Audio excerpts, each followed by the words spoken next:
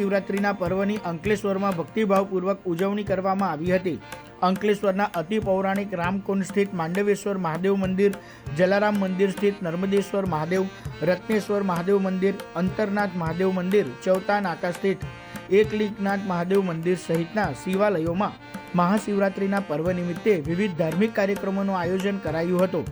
મહાશિવરાત્રિ નિમિત્તે રામકુંડ સ્થિત માંડવેશ્વર મહાદેવ મંદિર ખાતે હોમાત્મક લઘુરુદ્ર તેમજ અભિષેકાત્મક લઘુરુદ્ર સહિત શિવ પૂજનના કાર્યક્રમો યોજાયા હતા।